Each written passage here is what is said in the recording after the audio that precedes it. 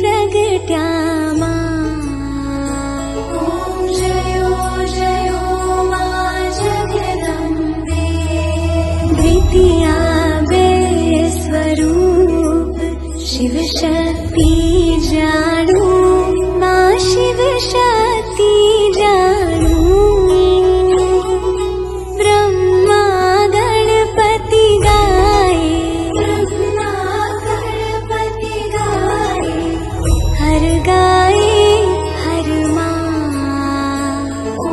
जयो जयो मा जगदम्बे कर्पूरगौरं करुणावतारं संसारसारं भुजगेन्द्रहारं सदा वसन्तं विद्यारविन्दे भवं भवानी सहितं नमामि मन्दारमाला कलितालकार्ये कपालमालाङ्कितसुन्दराय दिव्यम्बराय च दिगम्बराय नमः शिवाय च नमः शिवाय कालिंग लोटांगण मंदिर चरण डोळ्यान पाहिन रूप तुझे प्रेमे अलिंगिन आनंदे पूजिन भावे ओवाय नमणे नमः આદ્ય શક્તિની આરાધનાનો પર્વ એટલે નવરાત્રિ.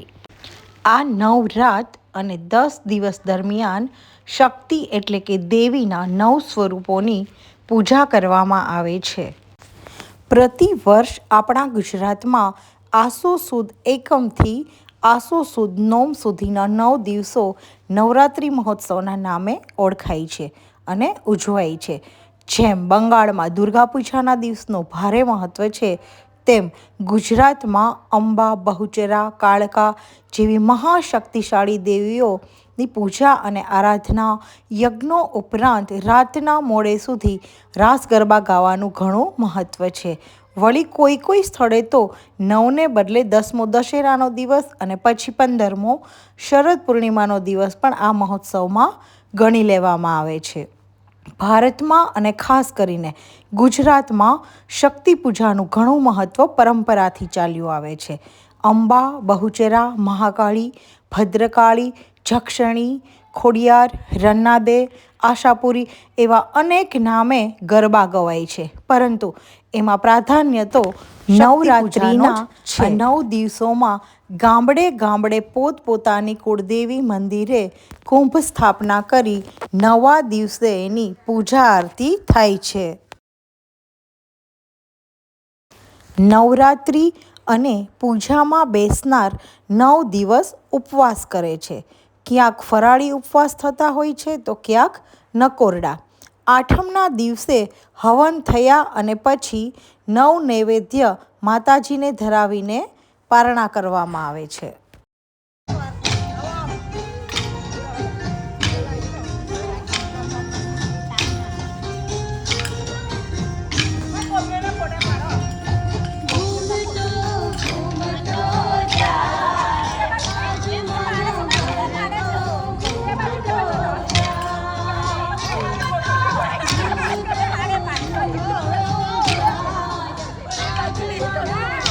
ઉભા રહો પછી બધા બબ્બે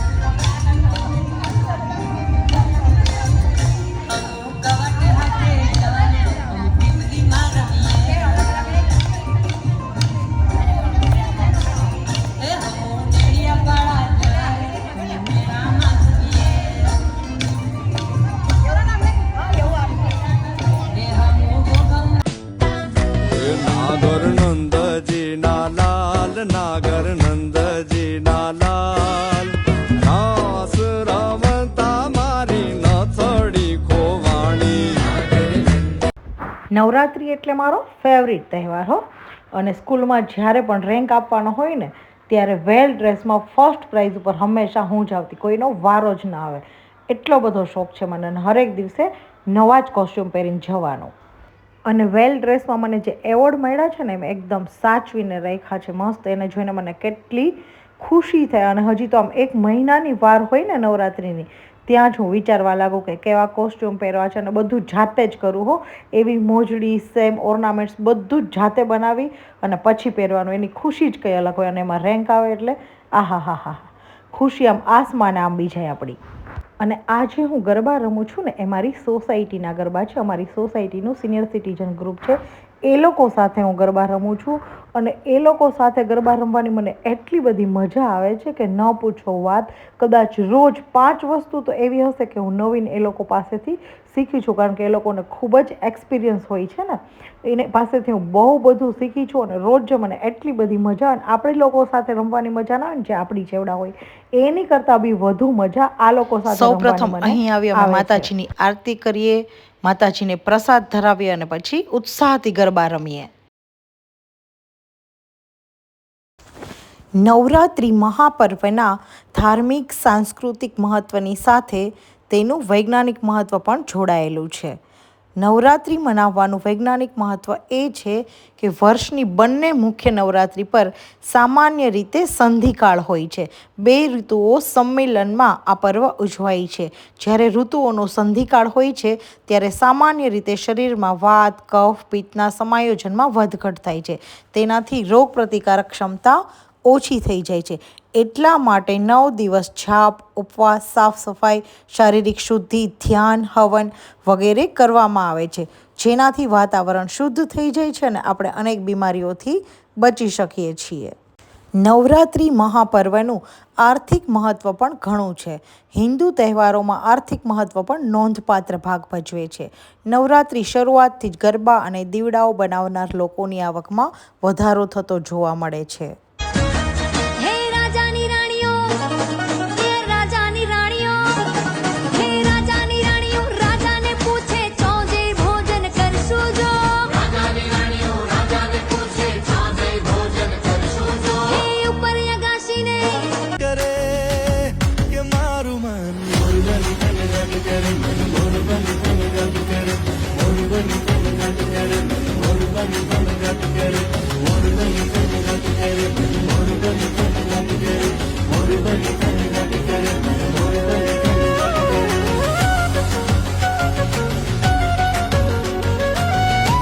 हे मनमोहिनी तेरी अदा तुझे जब देख ले तो फिर गटा बरसे झर झर झर झर झर थरर थरर नाचे चमक चमक वो बिजली दीवानी.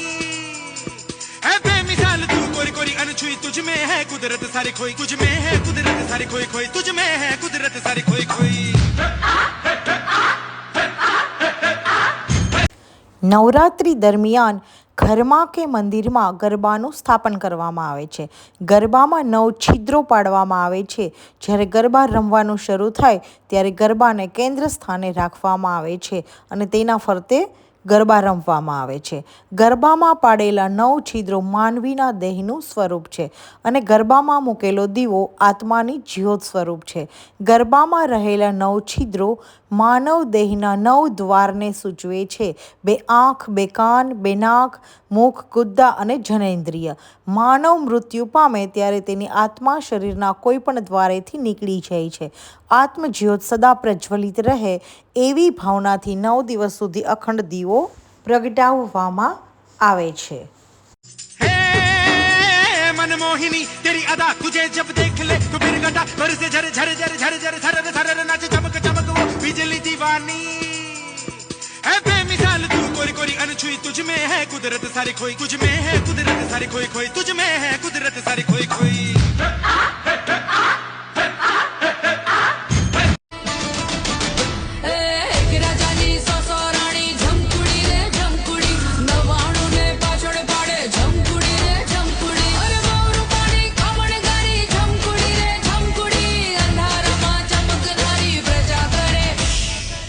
રાજાની સોસોરાણી જમકુડી રે નવાણું ને પાછળ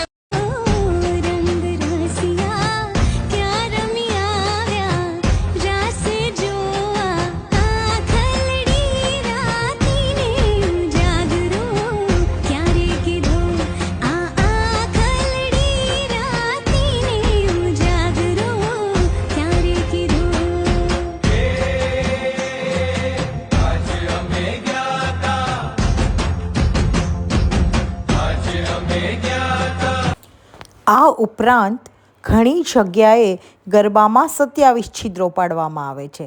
આ 27 છિદ્રોનું રહસ્ય પણ અનોખું છે. ગરબાને બ્રહ્માંડનું પ્રતીક માનવામાં આવે છે અને 27 છિદ્રોને 27 નક્ષત્રોનું પ્રતીક માનવામાં આવે છે.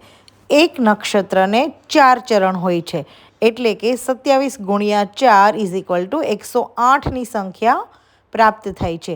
એટલા માટે કહેવાય છે કે ગરબાને મધ્યમાં રાખી 108 વખત ગરબી ઘૂમવાથી બ્રહ્માંડની પ્રદક્ષિણા કરવાનું આપણને પુણ્ય પ્રાપ્ત થાય છે. ધાર્મિક માન્યતાઓ અનુસાર નવરાત્રિના પ્રથમ નોરતે માં દુર્ગા પોતાના વાહન પર સવાર થઈને સહપરિવાર કૈલાશથી ધરતી પર આવે છે. નવરાત્રિ વ્રત દરમિયાન માતા દુર્ગાનું આહ્વાન કરવું ખૂબ જ જરૂરી છે. આહ્વાનનો અર્થ છે તમે ખાસ સિદ્ધિ અને હેતુ સાથે માતા રાનીને તમારા ઘરે નિમંત્રણ આપી રહ્યા છો. નવરાત્રિ દરમિયાન દેવી દુર્ગાના 9 સ્વરૂપોની પૂજા કરવામાં આવે છે. 9 દિવસ અલગ અલગ સ્વરૂપની પૂજા થાય છે. માતા શક્તિના 9 સ્વરૂપો અનુક્રમે આ રીતે છે: શૈલપુત્રી, બ્રહ્મચારિણી, ચંદ્રઘંટા, કુષ્માંડા, સ્કંદમાતા, કાત્યાયની, કાલરાત્રી, મહાગૌરી અને સિદ્ધિદાત્રી.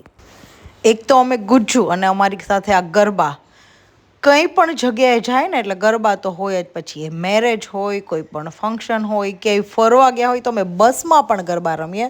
એટલું બધું મહત્ત્વ છે. અને રાતે ગમે એટલું જાગીને અમને ગરબા રમવા પડે ને તો અમે જાગીને પણ ગમે એવા લોકો ઓફિસે જતા હોય, ડૉક્ટર હોય, કોઈ પણ હોય, પણ એ ગરબા તો રમે અને રમે જ.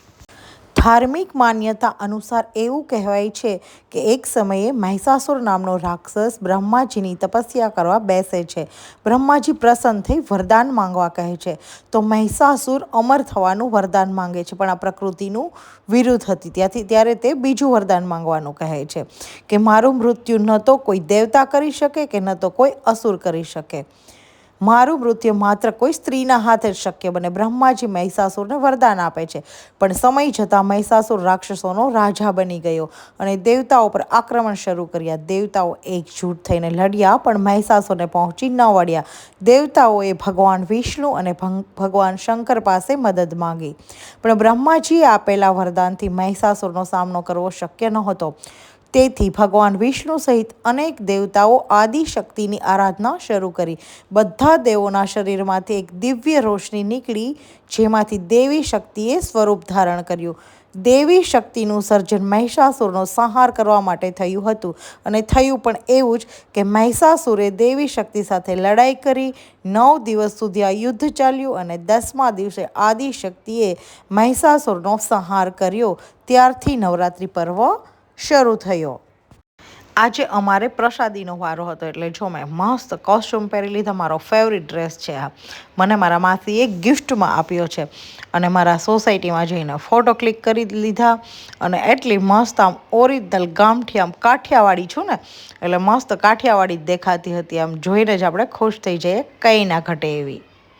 અને હવે ટાઈમ આવી ગયો છે આપણે ફરીથી ગરબા રમવાનો. તો ચલો આપણે ગરબા રમવાનું સ્ટાર્ટ કરીએ.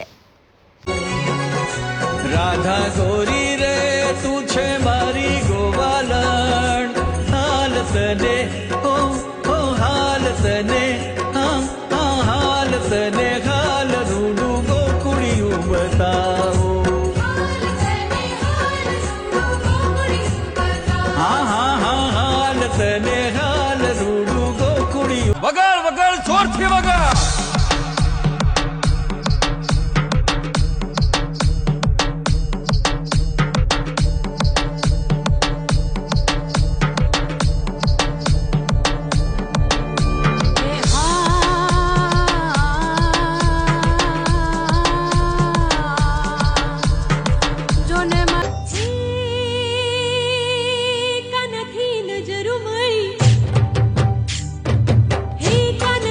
નજરું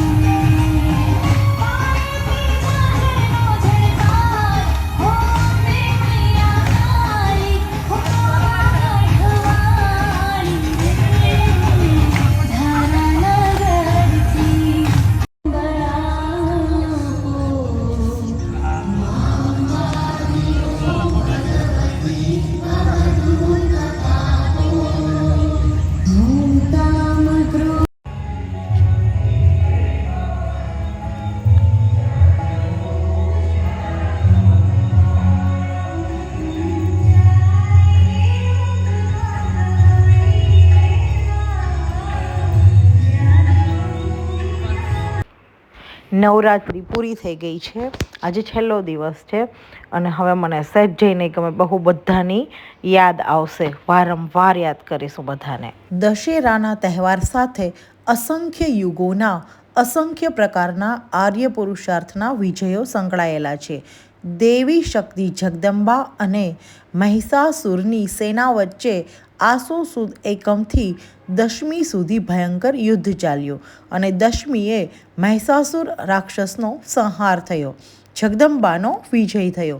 વિજયની આવી અનેક કથાઓ છે. રામે પણ દશમીએ રાવણ ઉપર વિજય મેળવ્યો. વિજયનો આ ઉત્સવ નવરાત્રિ વિજયાદશમી એટલે કે દશેરા સ્વરૂપે ઉજવવા લાગ્યા આપણે. દશેરા ઉપર રાવણનું પૂતળાનું દહન કેમ કરવામાં આવે છે તો એના વિશે હું તમને કહું તો રામની સેનાએ વિજયદશમીએ રાવણનો સંહાર કરેલો. આ સંદર્ભમાં દશેરા ઉપર રાવણના પૂતળાનું દહન કરવાની લોક પરંપરા પ્રચલિત થઈ. દશેરા પર ફાફડા જલેબી ખાવાની શરૂઆત કેવી રીતે થઈ? રાવણનો રામસેના દ્વારા સંહાર થતાં રાવણના સદગુણી ભાઈ વિભીષણે દશેરાના દિવસે ફાફડા જલેબી ખવડાવેલા એવી લોકમાન્યતા છે. વિભીષણ તો રામના પરમ ભક્ત હતા, તેથી જ રામના વિજયને વધાવવા એણે ફાફડા જલેબી મિષ્ટાન વગેરે રામસેનાને ખવડાવ્યા અને બધાએ આનંદ પ્રમોદ કર્યો. દશેરાના દિવસે વાહનોની ખરીદી શા માટે કરવામાં આવે છે? દશેરા એટલે વિજયાદશમી. વિજયાદશમી તો વણ જોયું ઉત્તમ મુહૂર્ત, શુભ સમય દિવસ ગણાય છે. એટલે આવા શુભ મુહૂર્તે અત્યારે મોંઘા વાહનો એટલે કે ગાડી, કાર, ટ્રેક્ટર, રિક્ષા વગેરે ખરીદાય છે.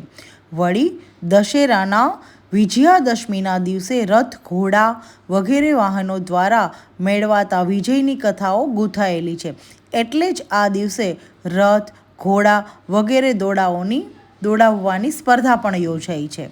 દશેરાના દિવસે વાહનો અને શાસ્ત્રોની પૂજા શા માટે કરવામાં આવે છે? દશેરા એટલે શત્રુના સીમાડે ત્રાટકીને વિજય મેળવવાનો દિવસ. આ દિવસે ભગવાન રામે રાવણ સાથે યુદ્ધ કરવા પ્રસ્થાન કર્યું હતું. તેથી આજે પણ કેટલેક સ્થળે લોકો ગામનો સીમાડો ઓળંગે છે. રાજાઓના કાળમાં આ દિવસે કોઈ રાજા સીમા ઓળંગીને શત્રુ તરફ પ્રસ્થાન કરે એવી પરંપરા હતી. આ સંદર્ભમાં આજે પણ વિજય મેળવવાની ભાવનાથી શસ્ત્રો, ઘોડા, વાહનો વગેરેની પૂજા થાય છે. મરાઠાઓ અને રાજપૂતો વાહનો, શસ્ત્રો વગેરેની પૂજા કરીને શત્રુના પ્રદેશ ઉપર ચઢાઈ કરતા, શસ્ત્રાસ્ત્ર સજ્જ કરી હાથી ઘોડાની સવારી નીકળતી, ઘોડા દોડની સ્પર્ધાઓ પણ થતી. આ સંદર્ભમાં બહુચરાજી વગેરે સ્થાનકોએ દશેરાના દિવસે માતાજીને નવલખો હાર પહેરાવીને એમની ભવ્ય સવારી સીમા ઓળંગી ગામ બહાર શમી વૃક્ષનું પૂજન કરવા જાય છે. માતાજીના હાથોમાં પણ શસ્ત્રો છે. એ શસ્ત્રોથી એમણે રાક્ષસોનો સંહાર કરેલો. આ સંદર્ભમાં પણ વિજયાદશમીએ શસ્ત્રોની પૂજા થાય છે.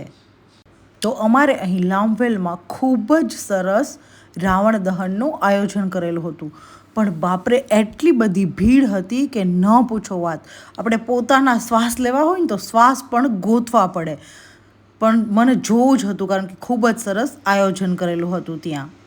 અહીં હું જોતી હતી ત્યારે અચાનક જ ઘરેથી કોલ આવ્યો કે પપ્પાની તબિયત ખૂબ જ ખરાબ છે. તો મને ખૂબ જ ટેન્શન થવા લાગ્યું. એટલે ફટાફટ મેં અહીંયાથી નીકળી અને ઘરે જવાની તૈયારી કરી. અને એટલા માટે જ કદાચ આ વ્લોગ મૂકવામાં મારે બહુ જ આઈ થિંક 4-5 મહિના જતા રહ્યા છે. મેં કીધું ક્યાંક બીજી નવરાત્રિના આવી જાય. બહુ જ લેટ થયું કારણ કે 7 મહિનાથી કન્ટિન્યુઅસલી પપ્પાનું હોસ્પિટલનું કામ ચાલે છે. એટલા માટે અધર્મ પર ધર્મનો વિજય, અન્યાય ઉપર ન્યાયનો વિજય, અસત્ય પર સત્યનો વિજય. આ જ છે દશેરાનો તહેવાર. દશેરાના આ દિવસે અનંત શત્રુઓ અને નકારાત્મક ઉર્જા પર વિજય પ્રાપ્ત કરી અને તમારા જીવનનો એક નવો અધ્યાય શરૂ કરો એવી શ્રી રામ પ્રભુ પાસે પ્રાર્થના. હું તો એટલું જ કહીશ કે બહારના રાવણને પ્રગટાવવાથી કશું નહીં થાય. મનની અંદર બેસેલા રાવણને આપણે આ દિવસે જરૂરથી સળગાવીશું. આ પર્વ આપણા સૌના જીવનમાં સુખ, શાંતિ અને ગુણ વૈભવ લાવે તેવી પ્રભુ પાસે હું પ્રાર્થના કરું છું. આ દિવસે મારા મમ્મીના ઘરે એટલે કે કાઠિયાવાડમાં બહુ બધી મીઠાઈ લઈ આવીએ છીએ અમે અને કેટલા ખુશી ખુશી ખાઈએ છીએ. આમ એક લિસ્ટ બનાવો અગાઉના 2-3 દિવસની હજી તો દશેરાની વાર હોય ને ત્યાં પપ્પા એમ કે તમે લિસ્ટ બનાવી લેજો. તો સ્વીટ તો મારી ફેવરિટ છે. એમાં તો વાવ, જલેબી, સાટા મોસ્ટ ઓફ તો મમ્મી ઘરે બનાવે, પણ આ દિવસે અમે બહારથી લઈને આવીએ અને બધા ખૂબ જ એન્જોય પણ કરીએ. અને હા, મારા દાદીએ મને એક વાત કહેલી તે અત્યારે મને યાદ આવે છે, તો હું તમને પણ જણાવવા માગું છું કે આપણે 2 વખત રામ રામ કેમ બોલીએ છીએ. રામ રામ 2 વખત બોલવા પાછળ માન્યતા છે કે ર શબ્દ 27મો વ્યંજન છે, આ શબ્દ બીજો સ્વર છે, મ શબ્દ 25મો વ્યંજન છે. હવે ત્રણેય સંખ્યાનો સરવાળો કરીએ તો 27 + 2 + 25 = 54 થાય. એટલે કે એક રામ શબ્દનો યોગ 54 થાય. એ જ રીતે 2 વખત રામ રામ શબ્દનો યોગ 54 + 54 = 108 થાય. જ્યારે આપણે જપ કરીએ ત્યારે માળાના 108 મણકા ગણીએ છીએ. માત્ર રામ રામ બોલવાથી જ આખી માળાનો જાપ થઈ જાય છે. એટલા માટે આપણે રામ રામ બોલીએ છીએ. मत कर माया को अहंकार, मत कर काया को अभिमान, काया कार से काची वो काया गार से काची रे, जैसे ओसना मोती झोंका पवन का लग जाए, झपका पवन का लग